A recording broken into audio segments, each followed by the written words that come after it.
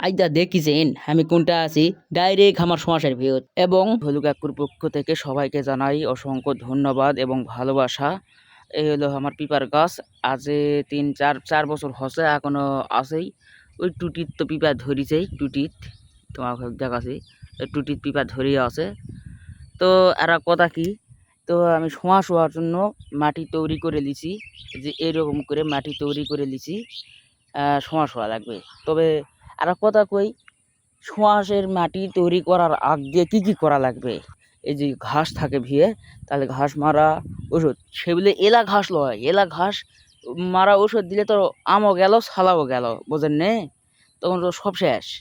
এই জন্য ছোটো ছোটো ঘাস, জামানা ঘাস যদি ধরে, ঘাস মারা ওষুধ দিয়ে মাটিটাকে একেবারে করতে হবে, ঘাসগুলোকে মারে ফেলতে হবে। মারে ফেলার পর গোবর সার ওই বিভিন্ন কিছু দিয়ে থিয়ে মাটিটা তৈরি করে নিতে হবে।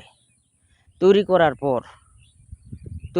পর তারপর মনে করেন যে হাল চাষ দেওয়া লাগবে। হাল চাষ দেওয়ার পর তো মাটিটা এইরকম কাপ করা লাগবে।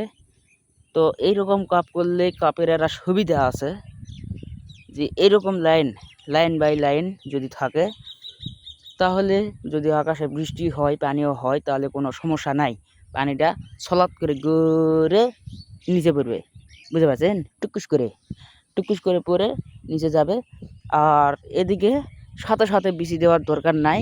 মাটিটা যদি বেশি অসালু থাকে, বিচি দিলে পচে যেতে পারে। অতএব মাটিটা একটু হালকা অসালু, বেশি অসালু হলেও মুশকিল, আবার বেশি শুকনা হলেও মুশকিল, না ভিজা না শুকনা।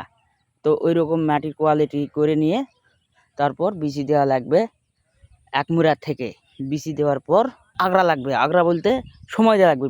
বিচির পিছনে সময় যদি না দেন, তাহলে শোঁয়াশ করা পারবেন না। দিন 3 দিন থেকে 4 দিন পর্যন্ত বিচিক সময় দিলে গাছটা সুন্দরভাবে ফুটে উঠলো। যে একটু যখন 3 পাতা হবে, তখন যার কোনো সমস্যা নাই।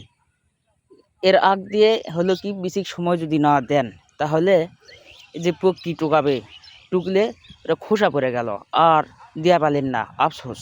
তখন আবার নতুন করে বিচি দেওয়া লাগবে, আবার নতুন করে করা লাগবে। এই জন্যে কষি দেখো তিনি বিকালে সূর্যটা কেঙ্কা লাগছে না, জুম করি।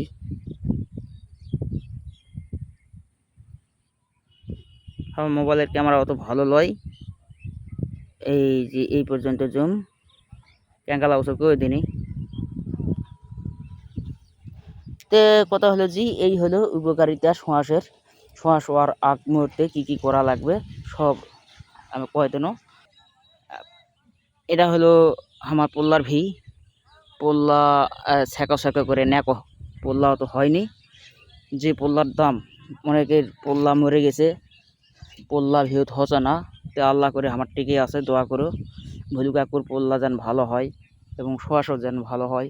আর শোঁয়াশ হলে অনেক ভালো করতেই পারেন যে ভলু কাকু শোঁয়াশ খেলাবেন না। অবশ্যই আমি শোঁয়াশ এখনও উইনি, শোঁয়াশ উই হোক, আপনারা সকলে চলে আসবেন, এসে ভলু কাকুর সঙ্গে দেখা সাক্ষাৎ করে শোঁয়াশ খেয়ে যাবেন, সমস্যা নাই। তো সবাই ভালো থাকবেন, সুস্থ থাকবেন। ধন্যবাদ সবাইকে। তেলাও।